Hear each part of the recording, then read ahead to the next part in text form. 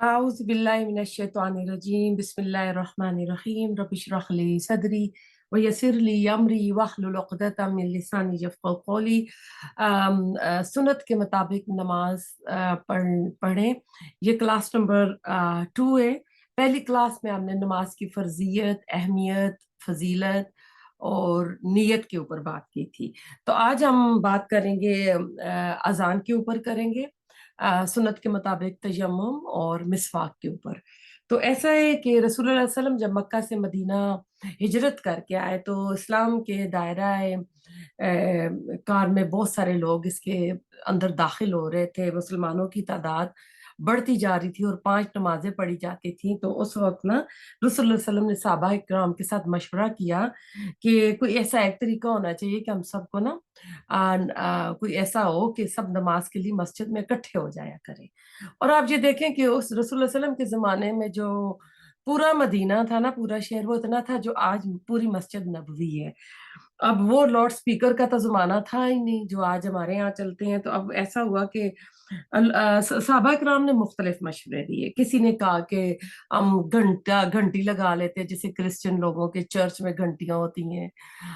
کسی نے کہا کہ ہم نا وہ بغل سے ہوتا ہے وہ پکار کے کریں گے. تو آپ نے کہا نہیں، یہ تو نان مسلم کا طریقہ، ہم تو ان کا طریقے پہ کاپی نہیں کریں گے. پھر کسی نے کہا آگ جلا دیا کریں گے تو لوگوں کو پتہ چل جایا کرے گا. تو آپ نے کہا یہ بھی طریقہ جو ہے نا مجوسیوں کا ہے. تو پھر ایسا ہوا کہ ایک دن گزرا تو اگلے دن نا ایک صحابی عبداللہ بن زید رضی اللہ تعالیٰ عنہ، انہوں نے خواب میں دیکھا. تو نماز کے الفاظ انہوں نے خواب میں سنے.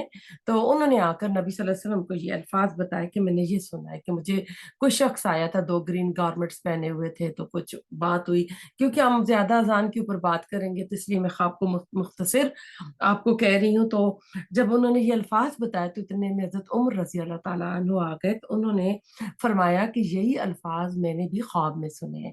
تو آپ نے پھر انہی کو پسند فرمایا اذان کے لیے. تو ایسا ہے کہ اگر ہماری نماز نا خوبصورت ہو جائے گی تو ہماری زندگی کے تمام معاملات بھی خوبصورت ہو جائیں گے. کیونکہ نماز جو ہے بے حیائی سے، برے کاموں سے بچاتی ہے، نیکی کو حکم دیتی ہے، برائی سے بچاتی ہے.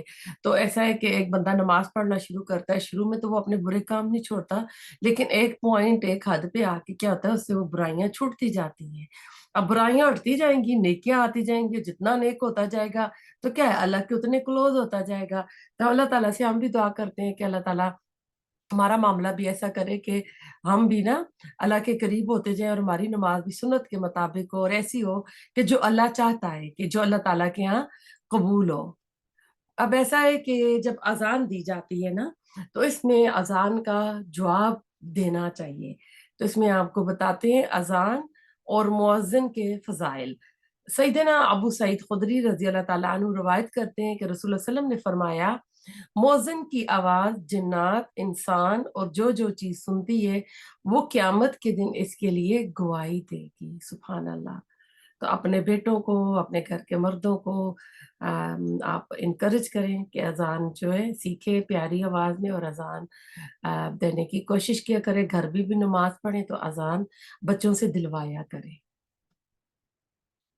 ایک اور روایت ہے ابو ہریرہ سے کہ رسول اللہ علیہ وسلم نے فرمایا، جب نماز کے لیے اذان دی جاتی ہے تو شیطان پیٹ پھیر کر بھاگ جاتا ہے، اور اس حالت میں بھاگتا ہے کہ اس کی ہوا آواز سمیت خارج ہو رہی ہوتی ہے.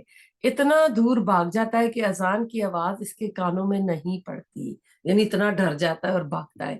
اذان سے اس کے اندر اتنی ہیبت پیدا ہو جاتی ہے. جب اذان ختم ہو جاتی ہے تو وہ آ جاتا ہے. جب تکبیر کہی جاتی ہے تو وہ پیٹ پھیر کر بھاگتا ہے. جب تکبیر ختم ہوتی ہے تو پھر آ جاتا ہے اور نمازی کے دل میں وسوسے ڈالتا ہے کہ فلاں بات یاد کر، فلاں بات یاد کر، یہاں تک کہ آدمی کو پتہ نہیں چلتا کہ اس نے نماز کی کتنی رکعتیں پڑھی ہیں. اذان کی فضیلت کا پتہ چل رہا ہے کہ جن گھروں میں اذانیں دی جاتی ہیں وہاں سے شیطان بھاگتا ہے. اور کہتے ہیں کہ کسی کے اوپر کوئی اسی طرح کا اثر ہو گیا ہو تو اس کے بھی کانوں میں یہ فون جو ہوتے ہیں رکھ کے نا تو اذان کی آواز سنایا کریں اس کو بھی نا، جو کچھ اس طرح کی جو بھی غلط چیز ہے تو اس سے دور ہو جاتی ہے. تو اس میں یہ آپ دیکھیں کہ یہ اپنی بھرپور کوشش کرتا ہے. हम तो क्या होते हैं ना कि अलार्म लगाया नमाज के लिए, क्लॉक बोला नींद का गलबा हुआ सो गए, फिर सोते रहे। कभी दूसरा अलार्म भी होता है, दूसरे पे भी हम नहीं उठते। अब ये देखें ये गिव अप नहीं करता है, भागता है फिर आता है फिर आता है। तो हमें भी अल्लाह के रास्ते में ऐसी ही दौड़ लगानी चाहिए कि शैतान वसवसा डाले उसको झटक के हम फिर आए। यानी नमाज में ना एक रकत में आप पढ़ते हैं तो वो आके आप कहता है आज क्या पकाना है क्या करना है, और मुझे तो फलां को फ़ोन करना था। बुरली बसरी याद जो होती है ना, वो नमाज़ की रकत में याद आती है। तो आपने क्या करना है, उसको झटकना है। अगर बहुत ही ज़्यादा है तो औज़ु बिल्लाह पढ़ के लेफ्ट साइड पे आपने हल्का-सा थू-थू करना है, उसको ना दुत्कारने के लिए कि वो यहाँ से चला जाए। तो कहते हैं इसीलिए आदमी को पता ही नहीं चलता कि ना उसने कितनी रकतें पढ़ी हैं, तो वो नमाज़ में बुलाता है। और ये ख़ास शैतान होता है जो कि नमाज़ में आता है, खलल डालता है। अब अज़ान का जवाब देना जो है उसको देखते हैं। हज़रत उमर रज़ी अल्लाह तआला अन्हु रिवायत करते हैं रसूल सल्लल्लाहु अलैहि वसल्लम ने फरमाया, जब मुअज़्ज़िन कहे अल्लाहु अकबर, बस तुम भी कहो अल्लाहु अकबर। जब जब मुअज़्ज़िन कहे अशहदु अल्ला इलाहा इल्लल्लाह, तुम भी कहो अशहदु अल्ला इलाहा इल्लल्लाह। फिर जब मुअज़्ज़िन कहे अशहदु अन्ना मुहम्मदन रसूलुल्लाह, तुम भी कहो अशहदु अशहदु अन्ना मुहम्मदर रसूलुल्लाह। फिर जब मुअज़्ज़िन के हय्या अलस्सलाह, तुम भी कहो। तुम हमने फिर हय्या अलस्सलाह नहीं किया ना, ला हौला वला कुव्वता इल्ला बिल्लाह। फिर जब मुअज़्ज़िन के कहे हय्या अलल फलाह, हैया हैया अलल फलाह, तो तुम कहो ला हौला वला कुव्वता इल्ला बिल्लाह। अब ला हौला वला कुव्वता कि कोई घेरने वाला नहीं, कोई किसी की कुव्वत नहीं है सिवाय अल्लाह ताला के।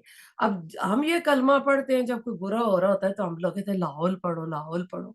तब मुझसे किसी ने सवाल भी किया था कि हम तो उस कामों के लिए पढ़ते हैं तो ये नमाज के जवाब में क्यों आया गया? तो असल में हमको मीनिंग नहीं पता होते ना, तो फिर हम कुछ का कुछ उसको जानते रहते हैं। फिर जब मोज़िन के क्योंकि कहते हैं ना कि भलाई की तरफ आओ, नमाज़ की तरफ आओ, तो जब कहते हैं ला हौला वला कुव्वता इल्ला बिल्लाह कि नहीं कोई कुव्वत, कोई घेरने वाला सिवाय अल्लाह ताला के, तो यानी हम नमाज़ भी पढ़ेंगे, अगर नेकी की तरफ आएँगे, कामयाबी की तरफ आएँगे, नमाज़ की तरफ आएँगे तो तौफ़ीक बिल्लाह आएँगे। अल्लाह ताला कुव्वत देगा तो हम आएँगे। फिर जब मुअज़्ज़िन के अल्लाहु अकबर, तो तुम भी कहो अल्लाहु अकबर। फिर जब मुअज़्ज़िन के ला इलाहा इल्लल्लाह, तो तुम भी कहो ला इलाहा इल्लल्लाह। और जो शख्स सच्चे दिल से मौज़िन के कलमात का जवाब देगा तो जवाब की बरकत से जन्नत में दाखिल हो जाएगा। हाफ़िज़ इब्न हिजर हाफ़िज़ इब्न हिजर रहमतुल्लाह फरमाते हैं, अस्सलातु खैरुम मिनन नौम के जवाब में सदक़ता व बर्रता के अल्फाज की कोई असल नहीं है। यानी ये अल्फाज जो लोग कहते हैं, यानी ये सुन्नत से साबित नहीं, इसकी कोई असल नहीं है। जो हिजर जो ये मुला जो हाफ़िज़ इब्न हिजर अस्क़लानी है, इन्होंने सहीह अल बुखारी की जो है ना शरह लिखी थी फ़ताहुल बारी, तो ये वो इमाम है। अब अम, लिहाज़ा फ़जर की अज़ान में अस्सलातु खैरुम मिनन नौम के जवाब में भी यही कलमा यानी अस्सलातु खैरुम मिनन नौम ही कहना चाहिए।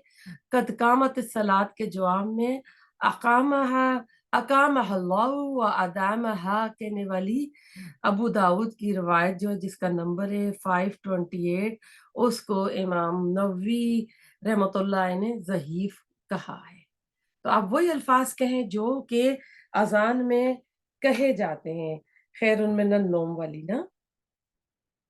तो इसमें एक और रिवायत है हज़रत अनस फरमाते हैं फ़जर की अज़ान में मौज़िन का हय्या अलल फलाह के बाद अस्सलातु खैरुम मिनन नौम का कहना सुन्नत है, और इसे इब्ने खुज़ैमा ने रिवायत किया है। तो इसका मतलब है कि आपने अस्सलातु खैरुम मिनन नौम ही कहना है। अज़ान के बाद की दुआएँ।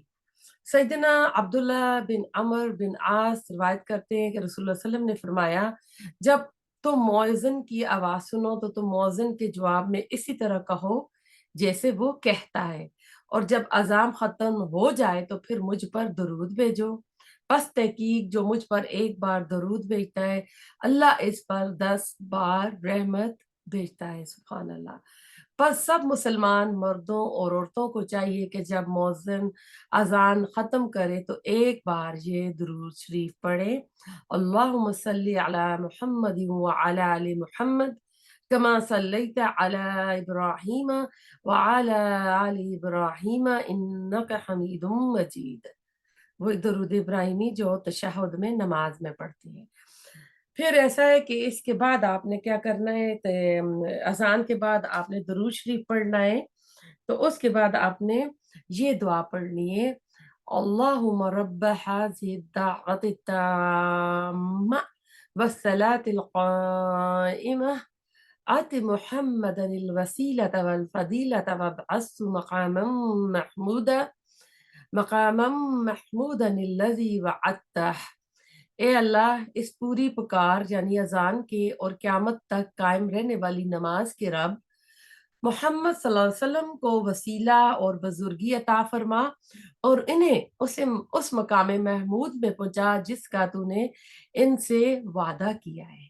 अब वसीले की तशरीह को देखते हैं। वसीले के मुतालिक खुद रसूल सल्लम फरमाते हैं, बेशक वसीला बहशत में एक दर्जा है जो बंदगाने इलाही में से सिर्फ एक बंदे के लायक है, और मैं उम्मीद रखता हूँ कि वो बंदा मैं ही हूँ। कौन? रसूलुल्लाह सल्लल्लाहु अलैहि वसल्लम। लिहाजा जिसने अजान की दुआ पढ़कर अल्लाह से मेरे लिए वसीला मांगा, इसके लिए मेरी शफात वाजिब हो गई। अब देखिए क़यामत के दिन आपको पता है कितनी अफरा तफरी होगी, कितनी अ, सबसे ज्यादा जो दिन हसरत का होगा, जिसको लोग अपने एक दूसरे को, अपने सखे को, बेटी माँ को, माँ बेटी को, बाप भाई को, शौहर बीवी को आगे कर रहा होगा। तो उस दिन ना नबी सल्लल्लाहु अलैहि वसल्लम अपने बंदों की कलमा गो लोगों की शिफात करेंगे जिन्होंने सुन्नतों पर अमल किया होगा। नबी अकरम सल्लल्लाहु अलैहि वसल्लम के इरशाद से मालूम हुआ कि वसीला जन्नत का एक बुलंद व बाला दर्जे का नाम है।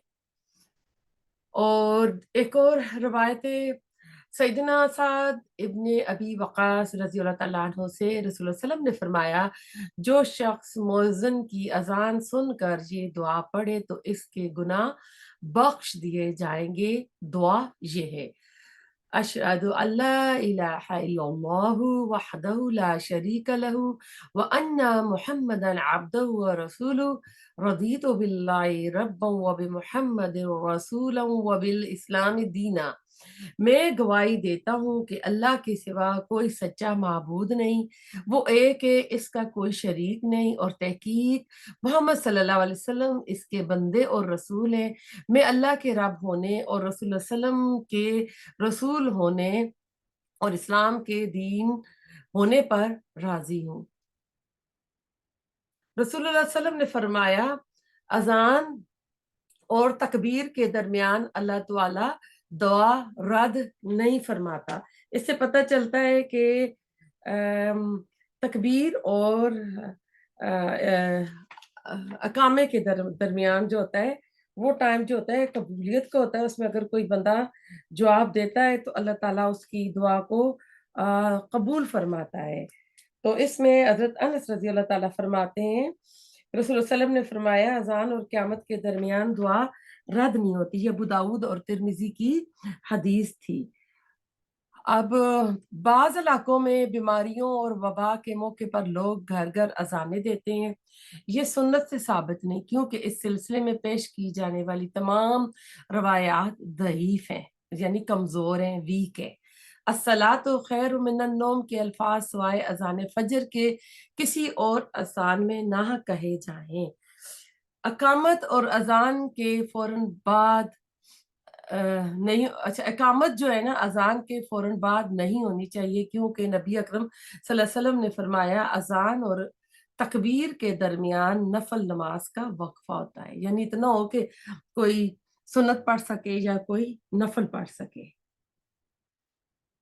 सुबह सादिक से कुछ देर पहले वाली अजान जायज़ है। नबी वसल्लम ने फरमाया, तुम्हें बिलाल की अजान सेहरी खाने से ना रोके, क्योंकि वो रात को अजान देता है ताकि तहज्जुद पढ़ने वालों को वापस कर दे और सोने वालों को बेदार कर दे। تو یہ کس کے لیے ہوتی تھی اس وقت اذان؟ سحری کے لیے ہوتی تھی. جیسے ہمارے یہاں کیا ہوتا ہے، وہ ڈھول والے باجے والے آ جاتے ہیں یا مسجدوں میں اعلان ہوتے ہیں یا سائرن سا بجتا ہے تو یعنی اٹھانے کے لیے کیا جاتا ہے لوگوں کو. نبی اکرم صلی اللہ علیہ وسلم نے فرمایا جائے اقامت ہو جائے تو فرض نماز کے علاوہ کوئی نماز نہیں ہوتی. اگر کوئی مسجد میں کوئی اپنی نماز پڑھ رہا تھا، نفل پڑھ رہا تھا نا، تو اب وہ آخری رکعت میں تھا تو اپنی رکعت کو جلدی جلدی پڑھ کے تو وہ نماز میں شامل ہو جائے. لیکن ابھی اس نے شروع ہی کی تھی تو اس سے سلام موڑ لے، کیونکہ اگر وہ اپنی اگر 4 یا 2 رکعتیں پوری کر رہا ہے تو ہو سکتا ہے اس کی پہلی رکعت رہ جائے.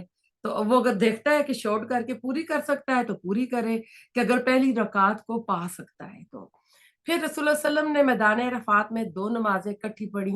آپ نے اذان ایک مرتبہ دلوائی، ہر نماز کی اقامت الگ الگ کروائی. جب سفر میں نا آدمی ہوتا ہے تو 2 پڑھتا ہے، تو اذان کے کر با جماعت نماز ادا کی جاتی ہے نا. اس نے حضرت مالک بن حویرث کہتے ہیں 2 آدمی نبی کریم صلی اللہ علیہ وسلم کی خدمت میں حاضر ہوئے جو سفر کرنا چاہتے تھے. آپ صلی اللہ علیہ وسلم نے نصیحت فرمائی کہ جب دونوں سفر کے لیے نکلو تو اذان اور اقامت کو پھر تم میں سے جو بڑا وہ امامت کرائے. یہ بخاری کی جو حدیث تھی، اس سے اذان کی فضیلت بھی معلوم ہوتی ہے کہ اذان ہونی چاہیے اور پھر اس کے درمیان یہ ہونا چاہیے کہ جب اقامت ہو جائے اذان کے بعد تو اس کے فرض نماز کے علاوہ اور کوئی نہیں ہونی چاہیے. اور سفر میں انسان ہو، کسی دوسرے شہر گیا ہو، تو کیونکہ آپ مدینہ سے عرفات آئے ہوئے تھے، آپ نے 2 نمازیں پڑھائی یعنی کمبائن کرتی نمازیں. تو سفر میں آپ نمازیں کمبائن بھی کر سکتے ہیں اور نمازیں قصر بھی ہیں، یعنی 4 کی جگہ 2 رکعت پھر پڑھی جاتی ہے. تو اس وقت کیا ہوگا، اگر آپ اب ایک جمع تقدیم ہوتی ہے اور ایک جمع ہوتی ہے تاخیر ہوتی ہے. جمع تقدیم زور کے ساتھ آپ اثر پڑھتے ہیں، یعنی تقدیم قدم سے پہلے، تاخیر آخر سے. اثر کے ساتھ جب زور پڑی جاتی ہے تو جمع تاخیر ہوتی ہے. اس میں اذان تو ایک ہوگی لیکن پہلے اقامہ جو ہوگا زور کو ہوگا، زور پڑھتے ہی دوسرا اقامہ دیا جائے گا اثر کا، اگر زور کے ٹائم پہ پڑھیں یا اثر کے ٹائم پہ پڑھیں. تو اس طرح 2 اقامے جو ہیں دیے جائیں گے. تیمم کا طریقہ آپ کو بتا دیں کہ اپنی دونوں ہتھیلیوں کو پاک مٹی پر ایک بار ماریں، جیسے کہ پکچر میں آپ دیکھ رہے ہیں، مٹی نیچے پڑی، اس نے ایک بار مارا، پھونک مار کر زاہد گرد و غبار اڑا دیں. پھر پہلے اپنے چہرے پر ہاتھ ملیں، پھر ہاتھوں پر آگے اور پیچھے مال لیں. اب یہاں سے پہلے میں آپ کو بتا دیتی ہوں کہ اب یہاں پہ تو پاک مٹی لینی ہے، لیکن آپ کسی ایسی جگہ پر ہے وہاں مٹی نہیں ہے، ریت ہے، آپ ریت کا استعمال کر سکتے ہیں. ایک بندہ کوئی کرینیکل ڈیزیز اس کو لگی ہوئی ہے، وہ اٹھ نہیں سکتا بیڈ پہ، تو وہ آس پاس کی دیواروں پہ ہاتھ مار سکتا ہے، یا تیمم کے لیے جو ریت ہے آج کل وہ اس میں ملتی بھی ہے، یا آپ اس کو کسی باکس میں تھوڑی سی ریت ڈال بھی سکتے ہیں ٹیشو پیپر رکھ کے اس کے اوپر، کہ وہ اپنی نماز پڑھے تو اس کے ساتھ اپنا تیمم کر لیا کرے. لیکن اگر کہیں نہیں مل رہی، اگر آپ گاڑی پہ ہیں تو آپ گاڑی کے ڈیش بورڈ پہ ہاتھ مار سکتی ہیں، دیوار پہ مار سکتی ہیں، لیکن پاک جگہ پہ آپ نے کرنا ہے. پھر پھونک مارنا ہے. دیکھیں پھونک مارنے سے بھی حکمت پتہ چلتی ہے کہ جب ہم مٹی والے ہی ہاتھ اپنے منہ پر ڈالیں گے تو آنکھ میں مٹی جا سکتی ہے، ناک میں جا سکتی ہے، بندہ الرجک ہوتا ہے، الرجک سے آپ کو پتا ہے کیا کچھ ہو جاتا ہے، بیماری لگ سکتی ہے. تو اس لیے اس کو زائد مٹی کو پھونک مار کے اڑا دیں. پھر پہلے اپنے چہرے پر ملیں، جیسے آپ وضو کرتے ہیں ایسے چہرے پر ملیں، پھر ہاتھوں پر آگے اور پیچھے مل لیں، پھر آپ اپنے ہاتھوں پر آگے اور پیچھے مل لیں. اب اس بات پر علماء کا اختلاف ہے، کچھ صرف ہاتھ کی ہتھیلیاں ملتے ہیں اور کچھ علماء کونی تک ہاتھ ملتے ہیں، ایلبو تک ملتے ہیں. اس میں آپ کو میں بتا دوں کہ کیونکہ قرآن میں ہے نا کہ چور آدمی مرد اور عورت تو چوری کریں تو ان کے ہاتھ کاٹ دو. تو ایسا ہے کہ عربی میں ید، ہاتھ کو ید بولتے ہیں، اور ید کی ڈیفینیشن جو ہوتی ہے وہ ہاتھ ہمارا جو ہوتا ہے نا انگلیوں سے لے کے ایلبو تک، کونی تک جاتا ہے. ٹھیک ہے.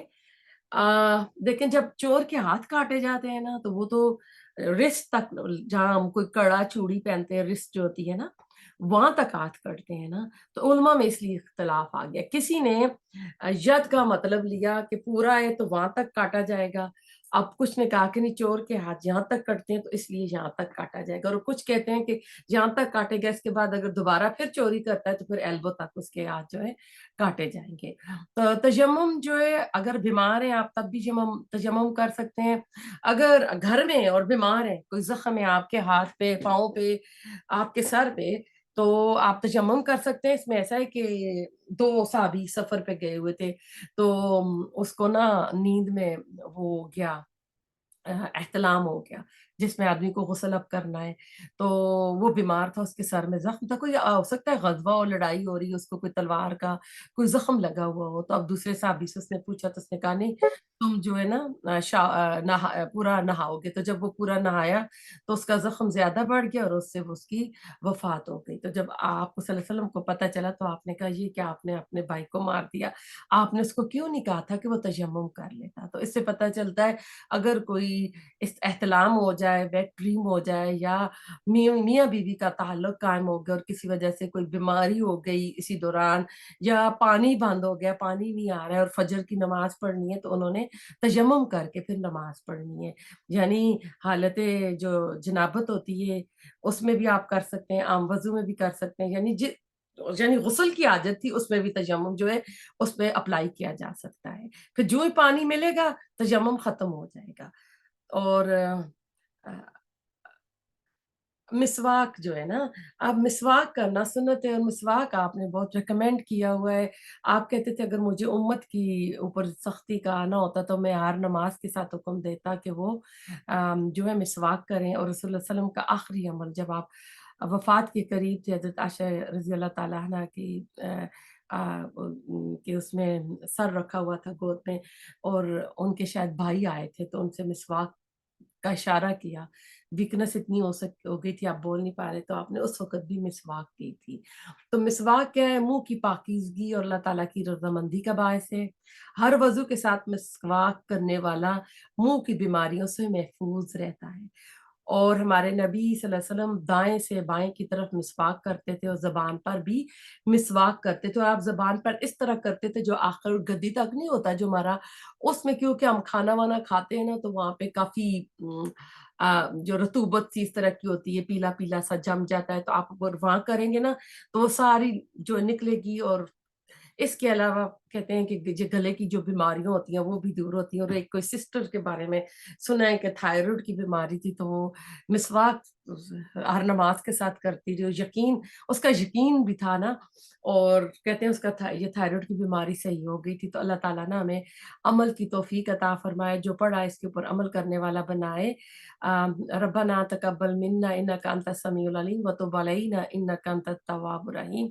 सुब्हानक अल्लाहुम्मा बिहम्दिका नशहदु अन ला इलाहा इल्ला अंता नस्तगफिरुका व नतूबु इलैक।